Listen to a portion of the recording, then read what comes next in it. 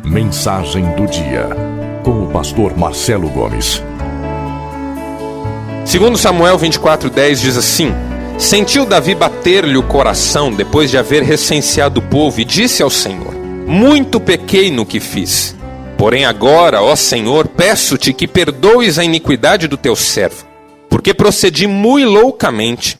Ao levantar-se Davi pela manhã, veio a palavra do Senhor ao profeta Gade, vidente de Davi, dizendo: Vai e dize a Davi, assim diz o Senhor, 3 coisas te ofereço, escolhe uma delas. Veio, pois, Gade a Davi e lhe o fez saber, dizendo: Queres que 7 anos de fome te venham à tua terra? Ou que por 3 meses fujas diante de teus inimigos e eles te persigam? Ou que por 3 dias haja peste na tua terra? Delibera agora, e vê que resposta hei de dar ao que me enviou. Então disse Davi a Gade: Estou em grande angústia, porém caiamos nas mãos do Senhor, porque muitas são as suas misericórdias, mas não nas mãos dos homens não caia eu. Então enviou o Senhor a peste a Israel, desde a manhã até o tempo que determinou. E de Dan até Berseba morreram 70.000 homens do povo. Estendendo, pois, o anjo do Senhor a mão sobre Jerusalém para destruir, arrependeu-se o Senhor do mal e disse ao anjo que fazia destruição entre o povo: Basta, retira a mão. O anjo estava junto à eira de Araúna, o Jebuseu. Vendo Davi ao anjo que feriu o povo, falou ao Senhor e disse: Eu é que pequei, eu é que procedi perversamente, porém estas ovelhas que fizeram? Seja, pois, a tua mão contra mim e contra a casa de meu pai. Naquele mesmo dia, veio Gade ter com Davi e lhe disse: Sobe, levanta ao Senhor um altar na eira de Araúna, o Jebuseu. Davi subiu segundo a palavra de Gade, como o Senhor lhe havia ordenado. Olhou Araúna do alto e, vendo que vinham para ele o rei e os seus homens, saiu e se inclinou diante do rei com o rosto em terra. E perguntou: Por que vem o rei, meu senhor, ao seu servo? Respondeu Davi: Para comprar de ti esta eira, a fim de edificar nela um altar ao Senhor, para que cesse a praga de sobre o povo. Então disse Araúna a Davi: Tome e ofereça ao rei, meu senhor, o que bem lhe parecer. Eis aí os bois para o holocausto, os trilhos e a apeiragem dos bois para a lenha. Tudo isto, ó rei, Araúna oferece ao rei. E ajuntou: Que o Senhor teu Deus te seja propício. Porém o rei disse a Araúna: Não, mas eu te comprarei pelo devido preço, porque não oferecerei ao Senhor meu Deus holocaustos que não me custem nada. Assim Davi comprou a eira e pelos bois pagou 50 siclos de prata.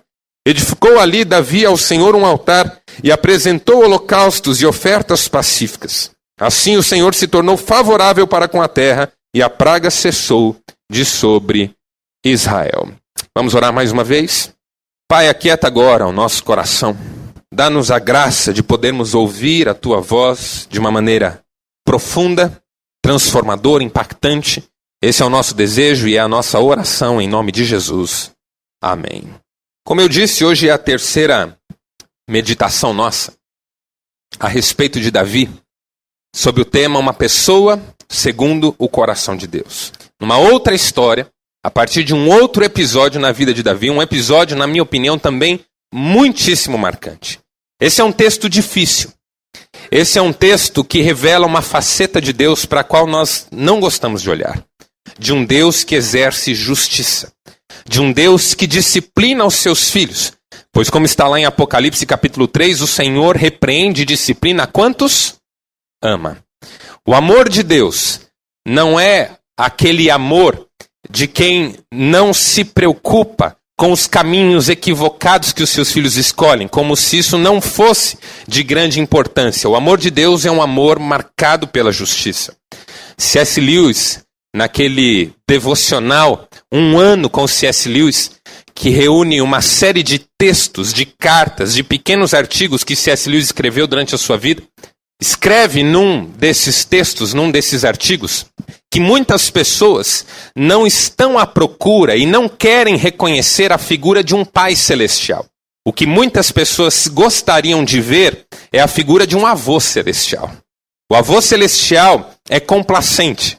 O avô celestial permite tudo. O avô celestial investe, às vezes, até mesmo num comportamento errado da criança. Quantos avós já não ensinaram arte para os seus netos? Quantos avós já não encobriram artes dos seus netos? É o caso de avós no mundo. Mas os avós fazem isso às vezes. Eles são complacentes, eles têm pena dos seus netos. Eles já não têm mais sobre os ombros a responsabilidade da educação. Essa continua com os pais. Por isso que alguém definiu de uma maneira brilhante o que é um avô. Avô é um pai com açúcar. Não é assim? É um pai com açúcar. Doce toda a vida. Deus não é um avô no céu. Deus é um pai no céu, que repreende e disciplina os seus filhos, que não aceita o comportamento pecaminoso dos seus filhos, embora os ame. Como diz a teologia clássica, Deus não compactua com o pecado, mas ama o pecador. E Davi, como nós vimos, era um pecador. Nós aprendemos aqui que ser uma pessoa segundo o coração de Deus não significa ser livre de pecado. Ser uma pessoa segundo o coração de Deus não significa que essa pessoa não peca. Significa, como vimos no primeiro dia, por exemplo, que é uma pessoa que reconhece os seus pecados.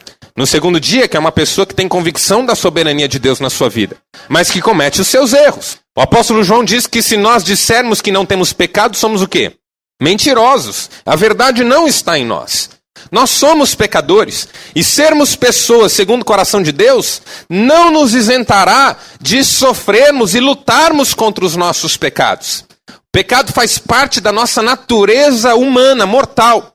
Mas o pecado já não terá domínio sobre nós, porque nós somos salvos pela graça de Cristo Jesus. Então Davi era um homem pecador. Tinha suas falhas. E o texto que nós lemos revela, por um lado, a justiça de Deus e, por outro, a condição pecadora de um homem segundo seu coração. Qual que é o pecado de Davi no texto que nós lemos? Davi levantou o censo. Deus tinha dito para Davi: eu não quero que você conte os homens de Israel. Porque para Deus uma coisa era muito clara. Davi precisava confiar no poder de Deus e não na grandeza do seu exército. As pessoas têm essa tendência de se deixarem encantar pelos recursos que têm à disposição. Quando alguns irmãos veem o seu saldo bancário e ele é extremamente positivo, não há como não se sentirem seguras em relação àquilo que está à sua disposição. Um sujeito que recebe uma proposta salarial de uma empresa, e essa proposta salarial está muito acima do que aquilo com que ele convivia normalmente, se sentirá mais seguro em relação àquela verba nova. As pessoas olham para os seus recursos e a tendência do coração delas é confiar naquilo. E Deus queria poupar Davi dessa confiança própria. Deus queria poupar Davi do orgulho que vem da abundância de recursos. Deus diz para Davi: não levante o censo. Não conte. Qual a importância disso? Que a sua confiança não deveria estar nos recursos desse mundo, mas na fidelidade de Deus. Deus já tinha dado provas históricas de que não são os recursos que vencem as guerras. Gideão foi chamado para uma batalha impossível aos olhos humanos. E ele conseguiu arregimentar 30 mil homens. Um dia ele apresentou esses homens para o Senhor e disse: Senhor, esses homens estão prontos para a batalha. E Deus disse: é muita gente. Faça uma peneira, faça uma seleção. Eu não quero tais e tais pessoas. Aquelas pessoas que procederem assim, pode dispensar. E Gideão fez uma peneira. Sobraram 10 mil pessoas. Ou 1000 pessoas, agora eu não lembro exatamente o número. Muita gente ainda, disse o Senhor. Faça uma outra peneira. E eu sei que no final da segunda peneira tinha 300 pessoas. Gideão olhou para o seu exército de 300 pessoas e disse: Senhor, como? Deus disse: é que não é por força humana. É na minha força. E 300 homens de Gideão venceram o exército inteiro sem lutar, porque do Senhor era a guerra. Às vezes o que o Senhor quer que nós saibamos é isso, que não são os nossos recursos o segredo do nosso sucesso, que não é a quantidade de dinheiro na conta que garante a nossa estabilidade, que não é o emprego maravilhoso que Deus nos deu, claro que foi Ele, que garante o nosso bem-estar cotidiano. É a fidelidade de Deus que nos sustenta de pé, é a fidelidade de Deus que nos mantém firmes, é a graça de Deus que nos coloca em segurança, porque Deus é bom. Uma fortaleza no dia da angústia, e conhece a todos os que nele se refugiam. Davi, não levante o censo. Isso vai orgulhar o seu coração, vai ensoberbecer você. Você vai começar a contar o que você tem e se esquecer de quem é que te deu. Mas um dia Davi resolveu levantar o censo. O texto que nós lemos começa no capítulo 24, versículo 1, dizendo que Deus estava indignado com Israel e incitou Davi a levantar o censo. 1 Crônicas, capítulo 21, diz que o diabo incitou Davi a levantar o censo. São dois textos diferentes, que falam sobre uma mesma situação. Num texto, que Deus incitou Davi, no outro, que o diabo incitou Davi. São textos de períodos diferentes. Segundo Samuel, é de uma época em que o bem e o mal eram compreendidos como vindos de Deus. Por exemplo, quando o Senhor diz: sou eu que faço a guerra, sou eu que faço a paz. sou eu que faço o mudo, sou eu que faço o que fala. Eu sou o Senhor. Houve uma época na teologia de Israel em que tudo vinha de Deus, o bem e o mal. Por quê? Porque Deus era reconhecidamente a única força do universo. A revelação para Israel não é como a nossa hoje. Nós temos a Bíblia inteira para ler. Mas Israel não tinha uma Bíblia como a nossa para ler. Aliás, Israel houve uma época que não tinha quase que texto nenhum para ler. E a revelação de Deus era uma revelação parcial. Acanhada até em relação à revelação que nós temos hoje. Então o que Israel creu num primeiro momento quando foi alcançado por Deus? Que havia vários deuses. Israel viveu no Egito tantos anos, mais de 400 anos, conviveu com o politeísmo egípcio. A primeira revelação de Deus a Israel não é eu sou o único Deus. A primeira revelação de Deus a Israel é não terás outros deuses na minha presença. Por isso o Salmo 82, Deus preside a congregação dos deuses. Está elevado acima de todos eles. Israel, num primeiro momento, cria que havia vários deuses, mas que o Deus de Israel era o maior de todos, o mais poderoso. Essa foi a primeira fé, a fé mais primitiva de Israel. Essa fé em muitos deuses deu lugar a uma fé num único Deus, principalmente quando Israel perdia batalhas. Por quê? Porque quando Israel perdia uma batalha, a teologia comum, secular, cultura popular da época dizia, se você perdeu uma guerra, o seu Deus perdeu a guerra lá em cima para o Deus do seu adversário.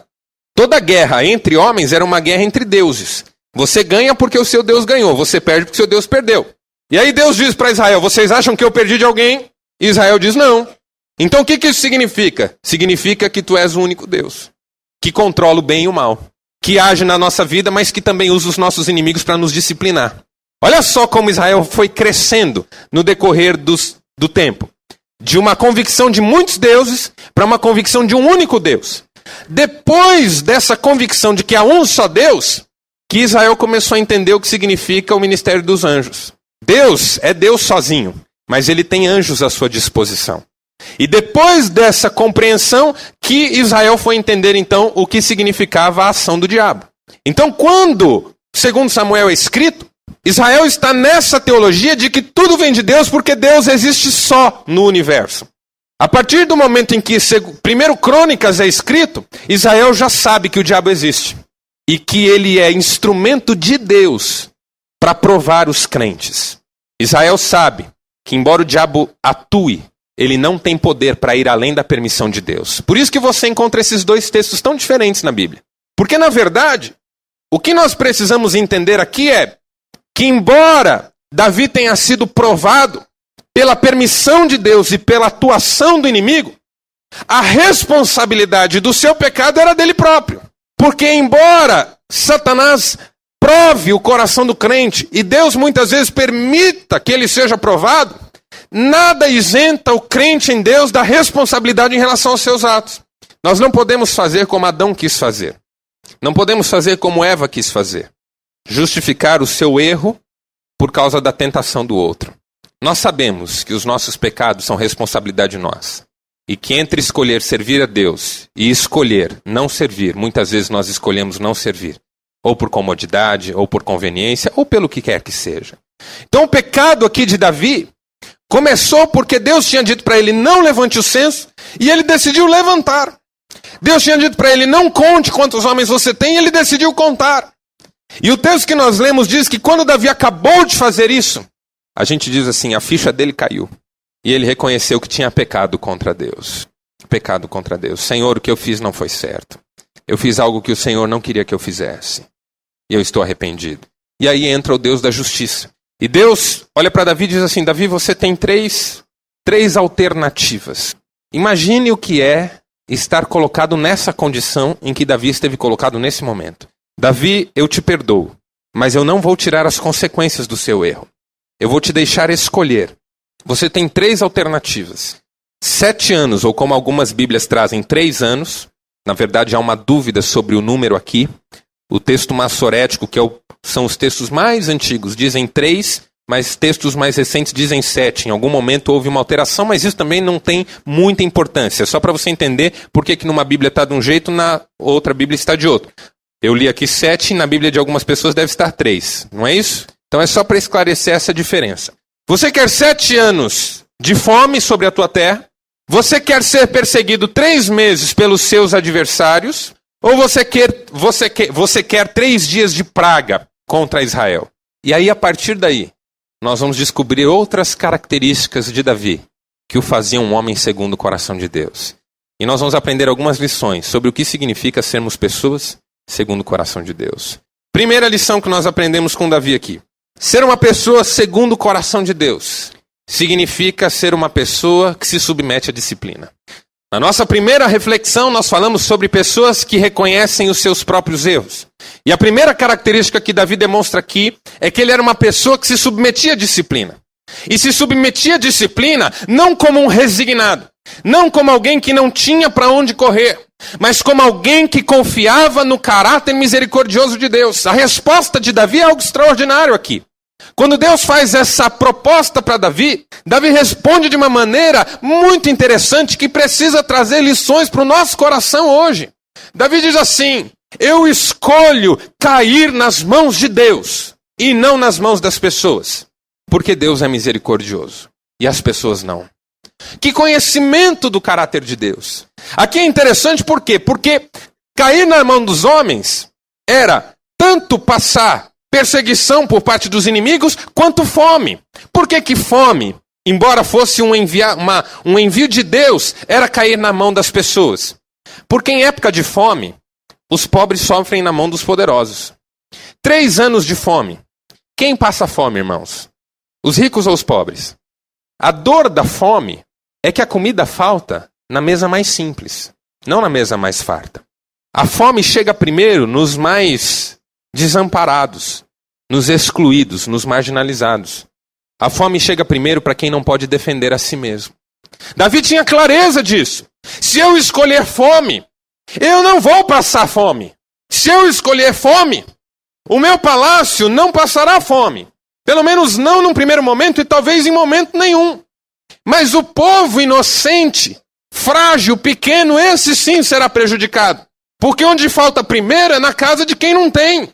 O pobre não consome nada de água, mas se faltar água, falta na casa dele. Na casa de quem tem piscina, hidromassagem, demora mais para faltar. Se faltar energia, o pobre consome pouco, mas falta na casa dele primeiro. Porque na casa de quem tem recurso, demora para faltar, isso se faltar. Faltou comida no mercado, o rico se abastece. Mas o pobre não tem a quem recorrer. E Davi era um homem tão sincero diante de Deus que ele diz: não, isso está errado. Eu não vou pagar preço nenhum e o povo vai pagar um preço que os poderosos vão impor sobre ele. Então fome não. Perseguição dos adversários também não. Porque os adversários matam sem misericórdia. Então eu prefiro cair nas mãos de Deus. Olha só a consciência de Davi, irmãos. Deus estava punindo Davi. E Davi sabia que Deus era misericordioso. Como é que você consegue ver com um olhar de misericórdia aquele que te pune? Imagine uma criança sendo disciplinada pelo seu pai e conseguindo enxergar nele olhos de amor.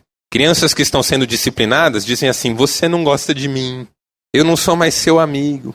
Crianças que estão sendo disciplinadas entram em crise em relação ao amor dos seus pais.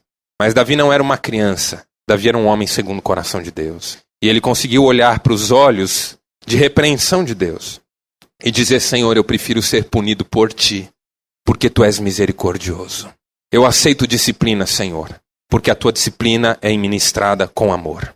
Eu prefiro cair nas tuas mãos, porque tu és um Deus bondoso e generoso, do que cair nas mãos das pessoas. Olhar para Deus, mesmo quando não entendemos o que Ele está fazendo nas nossas vidas.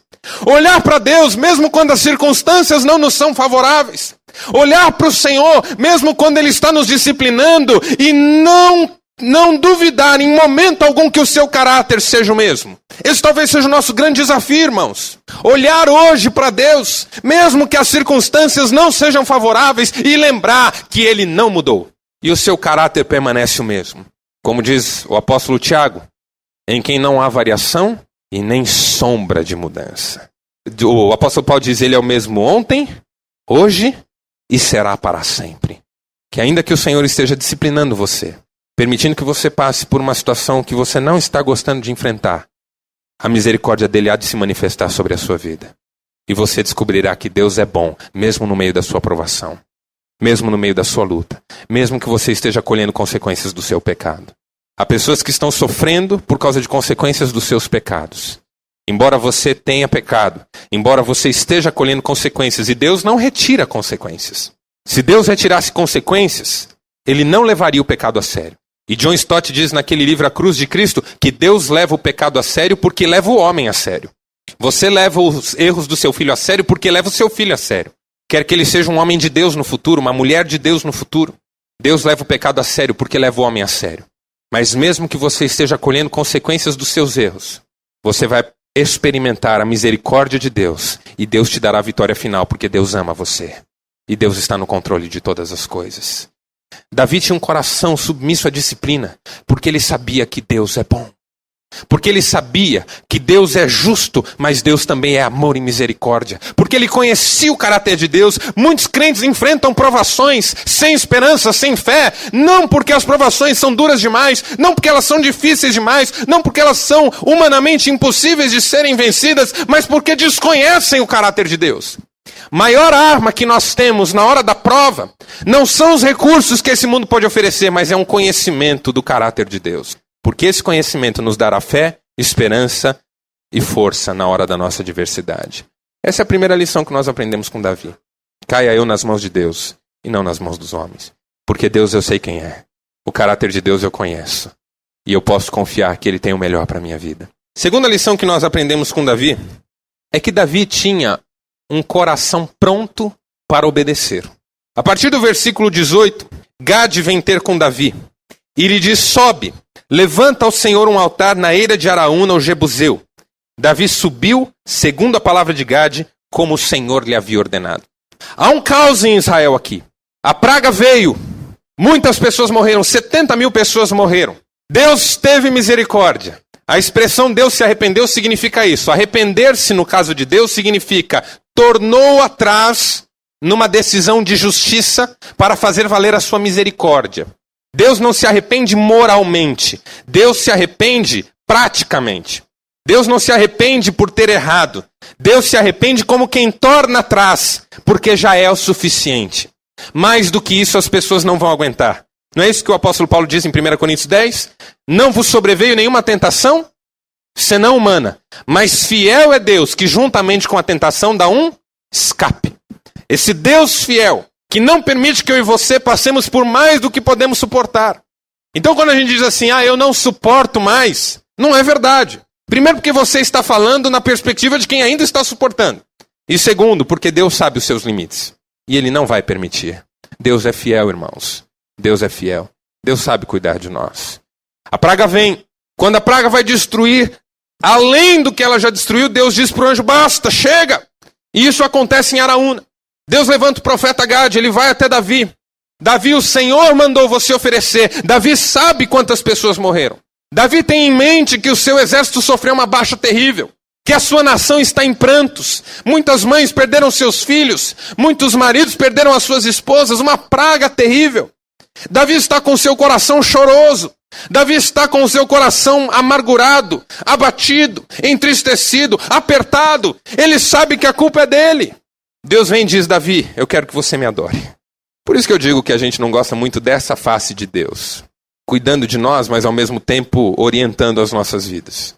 Porque nós não queremos esse Deus. Nós queremos um Deus mais complacente. Mas esse é o Deus da Bíblia. Um Deus que sabe o que faz. Um Deus justo, sem deixar de ser amor. Davi, eu quero que você me adore. Davi, pegue suas coisas e vá me adorar. Vá construir um altar. E o texto bíblico diz que Davi, então, obedeceu a palavra do Senhor. O momento da crise não é desculpa para nós abrirmos mão do nosso caráter na presença de Deus. Não é só Deus que não muda no tempo da crise, nós também não podemos mudar. As nossas convicções não podem ser deixadas de lado quando a situação difícil se avizinha. A adversidade não é desculpa para vendermos a nossa alma, irmãos. Qual que é o ditado popular que se diz hoje em dia? A ocasião faz o ladrão. Qual que é a mentalidade da nossa época? Que dependendo das circunstâncias, há uma certa legitimidade para os atos errados. Uma certa legitimidade para prejudicarmos os outros. Chega uma hora que eu tenho que pensar em mim, a gente diz. Mas eu precisei. Mas você não estava na minha pele. Momentos de crise são para nós justificativa para fazermos aquilo que desagrada a Deus. Eu não preciso entrar em detalhes para você reconhecer na sua própria vida momentos assim, que você se sentiu tentado ou até caiu na tentação de fazer algo errado, prejudicar alguém. porque estava vivendo um momento difícil. Davi estava num momento muito difícil, de dor, de lágrimas. Mas Deus mandou, eu faço. É isso que Deus quer de mim, eu vou. Deus quer que eu adore, eu vou adorá-lo. E Davi sai para adorá-lo. Porque note a lição que Deus está ensinando para Davi aqui. Davi, o seu pecado traz consequências sobre a sua vida. Mas não é uma delas que você deixe de estar na minha presença. Qual que é a mentalidade nossa? Pequei, não posso entrar na presença de Deus. Essa é uma mentalidade humana. Você já teve, seja sincero, não precisa responder, mas pense aí no seu coração. O Paul Tournier diz que um dos problemas dos homens, naquele livro Os Fortes e os Fracos, que um dos problemas dos homens é que os homens, por orgulho, são muito rigorosos consigo mesmos. E muitos não vão à igreja com as suas esposas porque eles sabem que vão ter dificuldade de abandonar coisas erradas que fazem e não querem ser hipócritas. Preferem manter o orgulho a viver uma espécie de falsidade. Isso é Paul Tournier que está dizendo, não sou eu, embora eu concorde. Eu acho que muita gente funciona assim. Às vezes você evangeliza alguém e a pessoa diz assim, quando eu mudar algumas coisas na minha vida, eu vou. Espero eu acertar alguns detalhes e aí eu vou procurar a Deus. Espero eu resolver alguns problemas e aí eu vou até a igreja, eu vou louvar a Deus ou qualquer coisa assim. Hoje eu não vou à igreja porque eu vivi uma semana terrível e eu não estou com cabeça para adorar. Essa é a inclinação humana. A pior consequência dos nossos pecados não é aquela que vem do pecado, mas é aquela que vem do nosso orgulho. Eu não vou adorar porque eu pequei. Quem sou eu? E a gente fala isso com um certo tom de humildade, né? Quem sou eu para ir à igreja hoje, depois do que eu fiz? Quem sou eu para falar de Jesus para alguém depois do que eu fiz? Quem sou eu? E essa não é uma lógica bíblica. Porque de fato, se você for pensar bem, quem é você para louvar a Deus? Quem é você para evangelizar alguém? Mas Deus diz que pela graça você é bem-vindo. Então venha.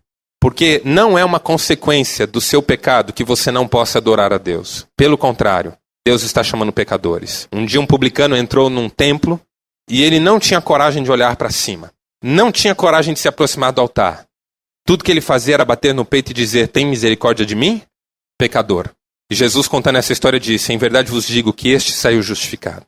Este saiu justificado. Porque Deus tem prazer em receber pecadores arrependidos. Deus tem prazer em receber pecadores arrependidos. Davi, vá adorar. Você precisa saber que o seu pecado não rompe com a nossa amizade. O seu erro não rompe o nosso relacionamento. O seu erro não faz com que eu rejeite você da minha presença. Davi, eu te amo.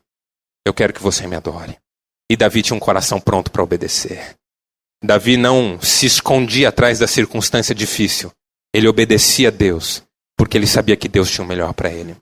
Irmãos, prontidão para obedecer é o que faz uma pessoa segundo o coração de Deus. Se Deus não quer que eu minta, eu não minto, mesmo que as coisas estejam ruins para o meu lado.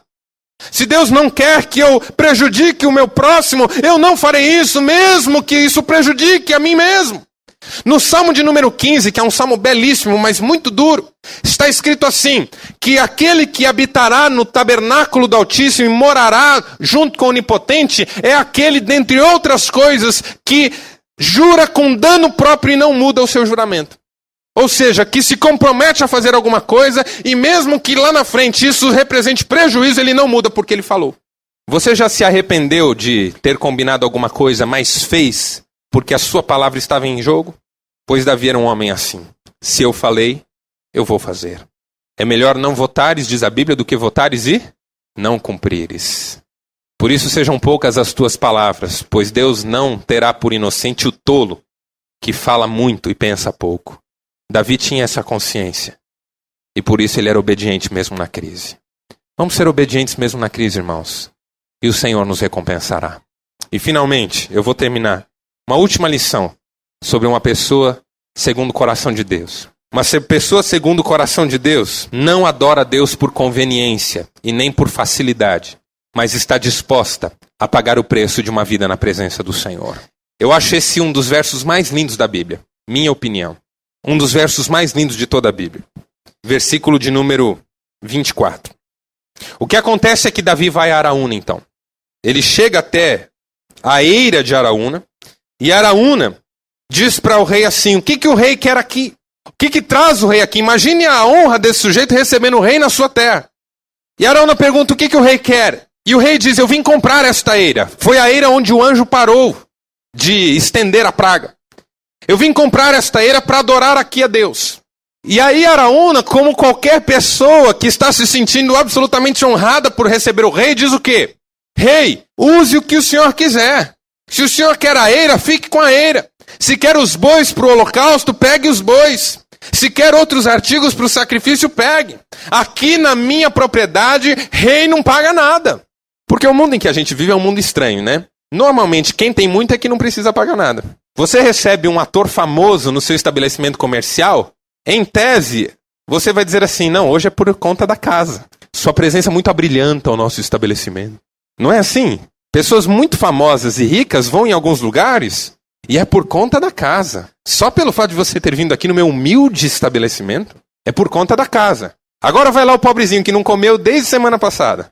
Tem um prato. Não, vai embora, agora é hora dos clientes. Depois você volta. Esse é o mundo em que nós vivemos. Que o que tem mais e o que não tem. Tem uma música assim, né? Bom, xibom, xibom, bom, bom. Alguma coisa parecida, não é? Teologia profunda. Que coisa horrorosa, né, irmãos? Que coisa horrorosa. Então Araúna estava com esse coração. Não, o rei aqui não paga nada. Por conta da casa, pegue tudo que o rei quiser. Olha a facilidade, olha a oferta, olha a disposição desse sujeito, olha a conveniência para Davi. Já estava vivendo um momento tão difícil, pelo menos isso, não é? Mas olha a maneira como ele responde, agora sim, o versículo 24. Não, eu te comprarei pelo devido preço, porque não oferecerei ao Senhor meu Deus sacrifícios que não me custem nada. Irmãos, isso é de uma beleza. Ainda mais na nossa geração, que é uma geração da conveniência, da comodidade e da facilidade. Eu não vou não. Tá tão gostoso aqui. Eu não vou naquela igreja porque é tão quente. Eu não vou naquela igreja porque o ar é tão gelado. Eu não vou porque hoje tem não sei o que na TV. Eu não vou porque não sei o que. Hoje, para você tirar um camarada do conforto dele, é difícil, irmãos. É difícil. Tem que ser muito atrativo para ele se dispor a sair. Por isso que muitas igrejas estão caminhando na direção da atratividade. O culto tem que ser atrativo. A mensagem tem que ser atraente. As pessoas têm que se sentir favorecidas em relação a tudo isso. O dia que Jesus deu a sua palavra mais dura, algumas pessoas foram embora. Mas quando ele achou que seus discípulos fossem embora, Pedro olhou para ele e disse, mestre, para onde nós iremos? Só tu tens as palavras da vida eterna. Por mais que não seja fácil andar na presença de Deus, viver de acordo com a palavra de Deus, fazer tudo que a Bíblia oriente, nós não temos para onde ir, porque Deus é a nossa vida. Ele é a razão do nosso viver. E nós estamos aqui, vamos em frente, em nome de Jesus. Não oferecerei a Deus o que não me custe nada. Não é pela conveniência, não é pela facilidade, é por amor. O amor não mede sacrifícios, o amor não mede esforços. Davi era um apaixonado por Deus. Eu não quero oferecer porque me foi dado, eu quero oferecer porque eu tenho que oferecer. É o meu coração. Não vou oferecer o que não me custe nada. Feche seus olhos, nós vamos orar. Senhor Deus, nosso Pai, nós louvamos o Teu nome por mais um dia que o Senhor nos deu e pelo privilégio de chegarmos ao final desse dia frente a frente com a Tua Palavra. Tua Palavra é viva, é rica, é poderosa, transformadora, toca mesmo os nossos corações. E o nosso desejo é o de vivermos de acordo com a Tua Palavra, andando nos Teus caminhos, glorificando o Teu nome. Deus, que cada um dos princípios que hoje ouvimos pela Tua Palavra fiquem gravados no nosso coração. Que os ensinamentos que ouvimos possam dar fruto através da nossa vida e que em tudo nós obedeçamos ao Senhor e adoremos ao Senhor com a nossa vida. Fica conosco, Pai. Dá-nos uma noite agradável. Abençoa as nossas vidas, os nossos lares. É o que nós te pedimos em nome de Jesus. Amém.